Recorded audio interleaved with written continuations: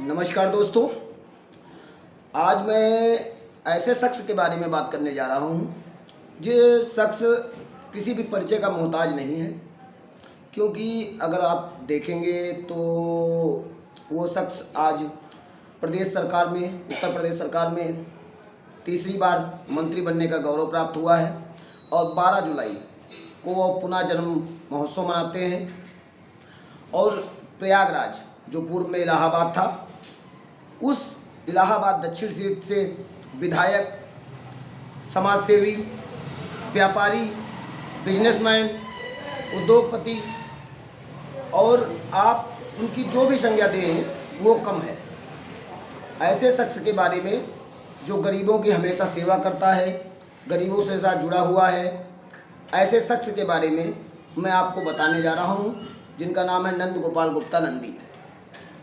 अगर हम नंद गोपाल गुप्ता नंदी की बात करें तो यह इनका जन्म 1974 में इलाहाबाद, जो वर्तमान में प्रयागराज के नाम से जाना जाता है, वहाँ इनके पिता का नाम सुरेश चंद्र और इनकी माता का नाम विमला देवी था।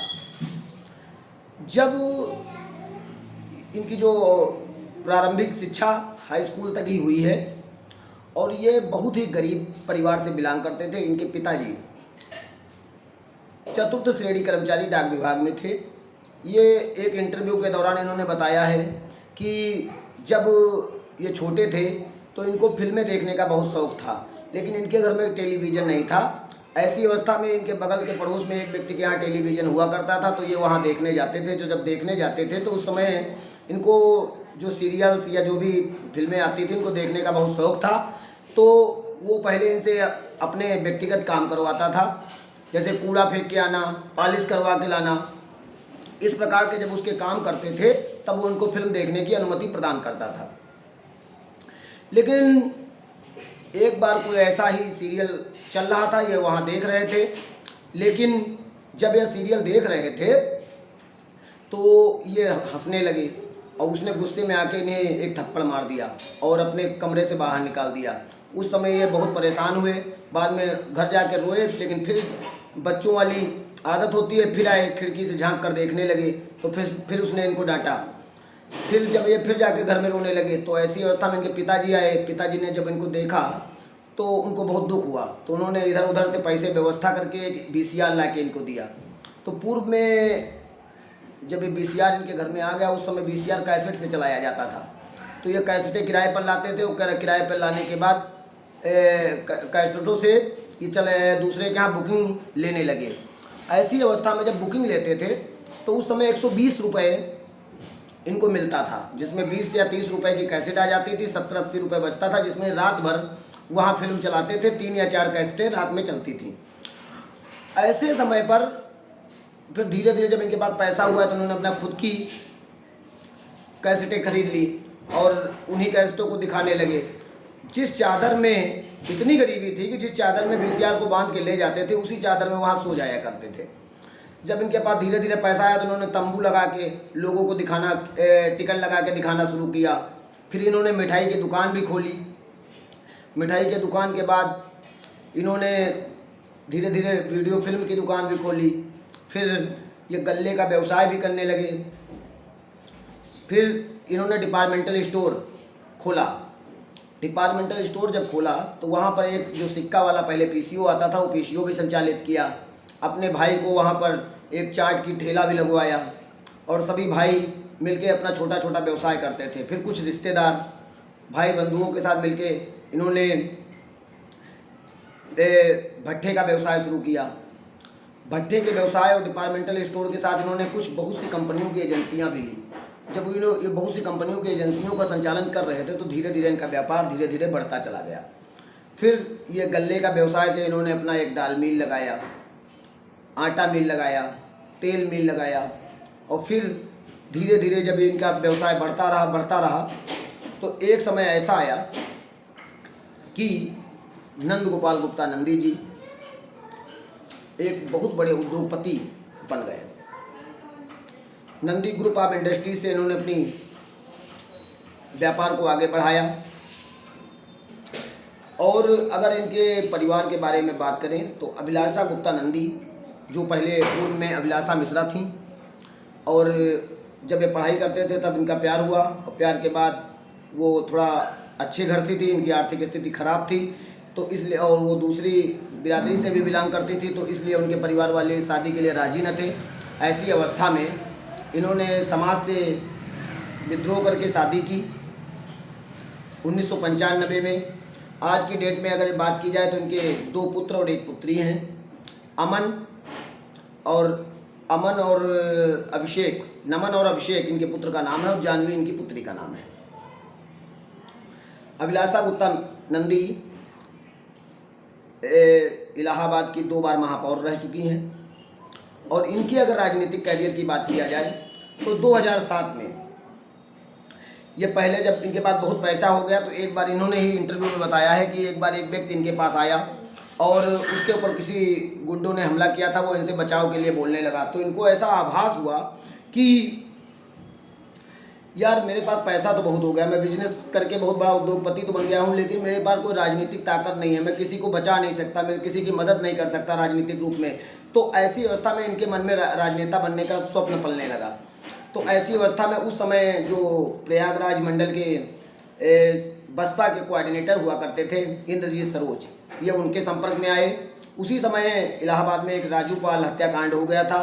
तो राजू पाल हत्याकांड की 13वीं का कार्यक्रम था, जिसमें मायावती जी इलाहाबाद शहर में आ रही थी, और इनको बसपा ज्वाइन करना था। तो इन्होंने अपनी आकांक्षा जब व्यक्त की तो इंद्रजीत सरोज ने बताया कि चलिए आप उनका स्वागत में जो भी तैयारियां हैं कीजिए, और मैं आपको बसपा ज्वाइन कराता हूं। तो उस समय इन्होंने, जब होल्डिंग का ज़माना था, तब इन्होंने बहुत सी होल्डिंगें लखनऊ से लेके इलाहाबाद तक के लगवाई मायावती जी के स्वागत में।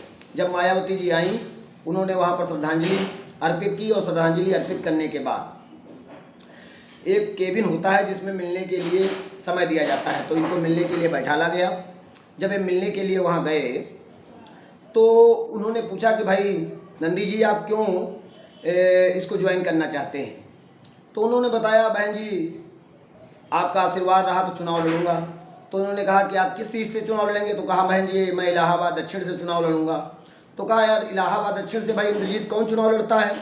तो इंद्रजीत जी ने बताया कि वहाँ से बीजेपी के नेता केसरीनाथ त्रिपाठी जी चुनाव लड़ते हैं। तो कहा आप केसरीनाथ त्रिपाठी जी के खिलाफ चुनाव लड़ेंगे?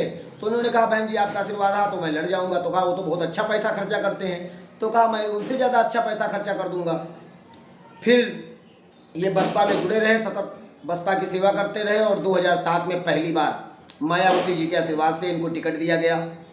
और जब टिकट दिया गया तो इन्होंने भाजपा के वरिष्ठ नेता केसरीनाथ त्रिपाठी और कांग्रेस की वरिष्ठ नेता रीता बहुगुणा जोशी को हराकर इलाहाबाद दक्षिण से पहली बार चुनाव जीता।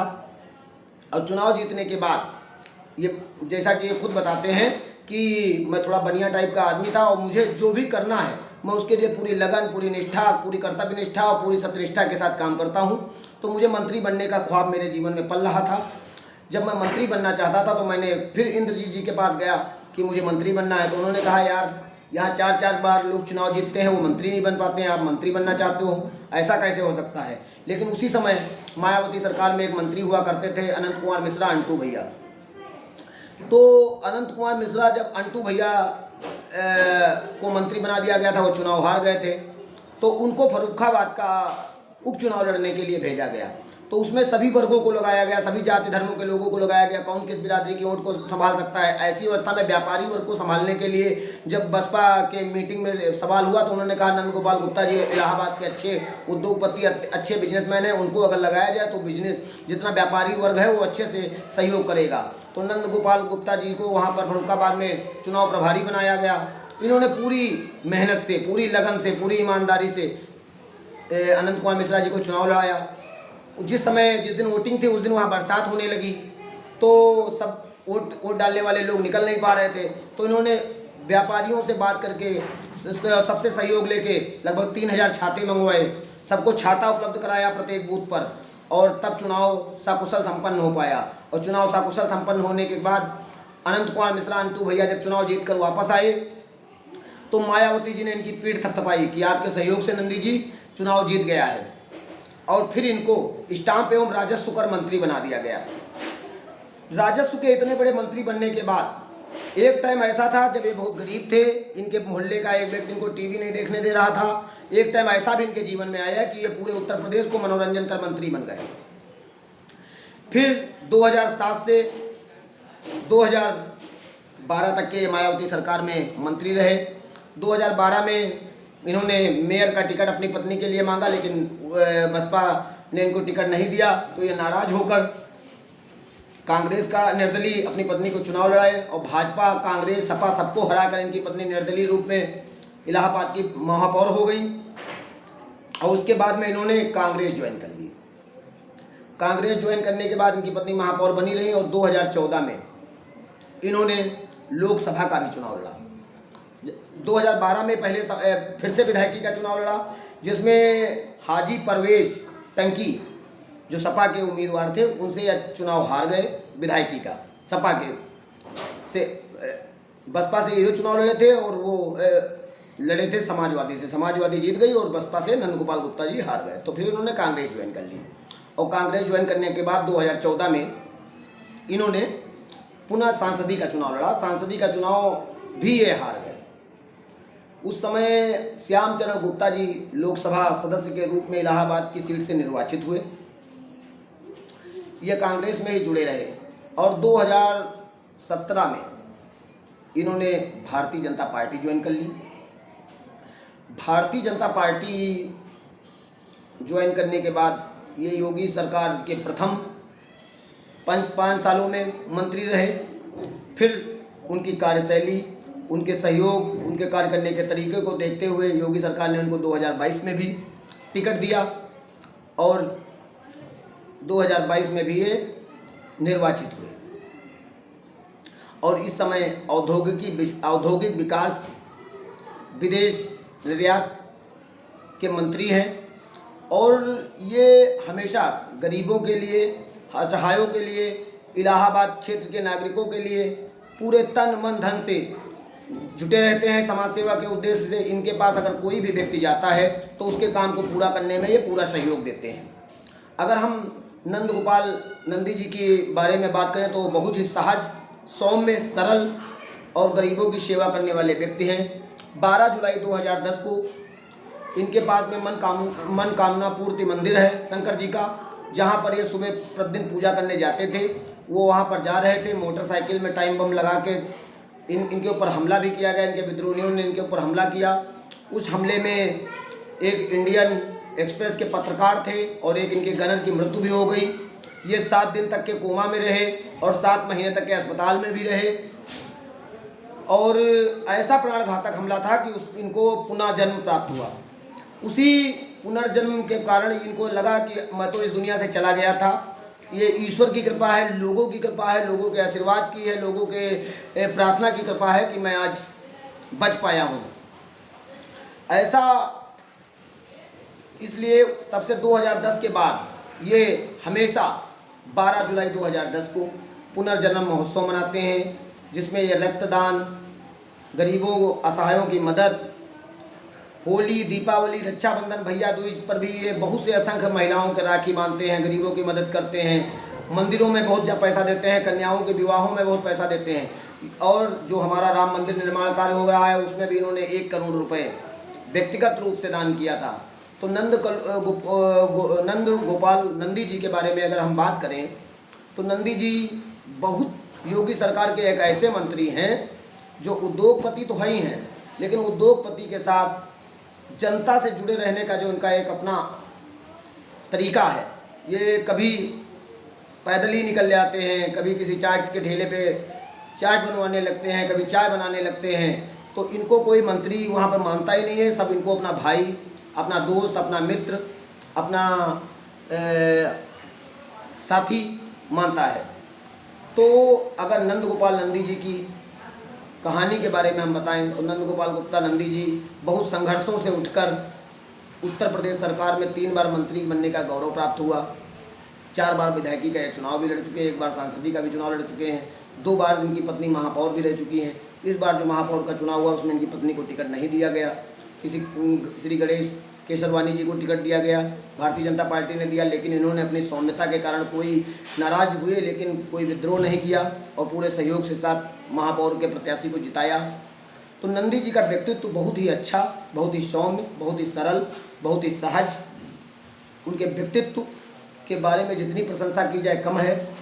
अगर योगी सरकार के मंत्री, 2 बार के मंत्री नंद गोपाल गुप्ता नंदी के बारे में मेरे द्वारा बताया गया थोड़ा सा भी आपको अच्छा लगा हो तो प्लीज़ मेरे चैनल को लाइक करें, कमेंट करें, शेयर करें।